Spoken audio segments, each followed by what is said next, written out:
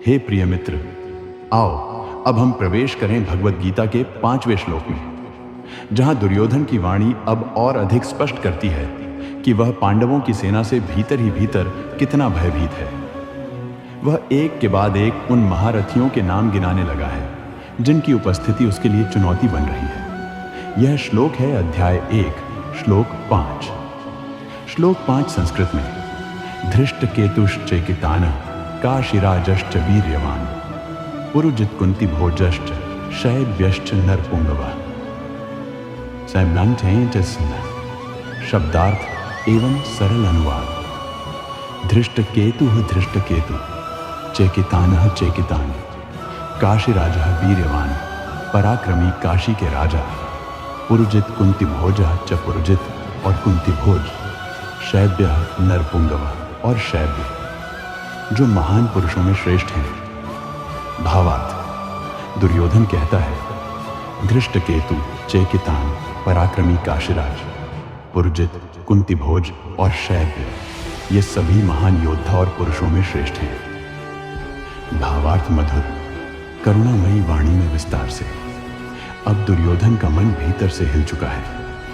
वह जिन महारथियों की गणना कर रहा है वे सभी न केवल युद्ध कुशल हैं बल्कि धर्म और प्रेम से प्रेरित योद्धा हैं। धृष्ट केतु चेदी देश का राजा, शिशुपाल का पुत्र, जो श्री कृष्ण और पांडवों का परम भक्त था।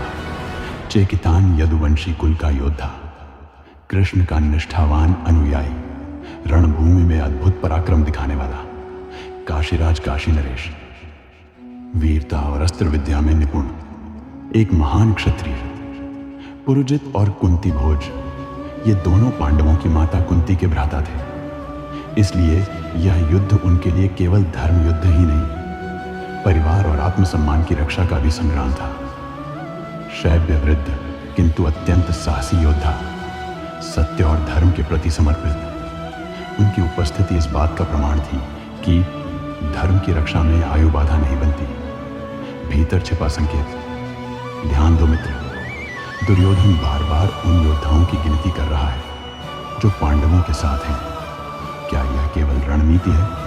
नहीं, यह उसके मन का डर है जो वाणी में प्रकट हो रहा है। जब कोई असत्य के पथ पर होता है तो वह संख्या, शक्ति और समर्थन देखकर विचलित हो जाता है, और दुर्योधन को अब यह दिख रहा है कि पांडवों के साथ केवल योद्धा नहीं बल्कि निष्ठा, संबंध, धर्म और तप का बल भी है।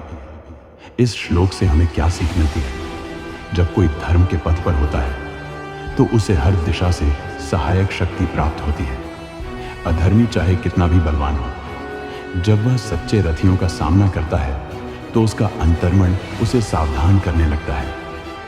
और सबसे महत्वपूर्ण बात, धर्म से जुड़ने वाले लोग केवल योद्धा नहीं होते, वे आदर्श, स्नेही, परिवार और प्रेरणा होते हैं। जय श्री राधे।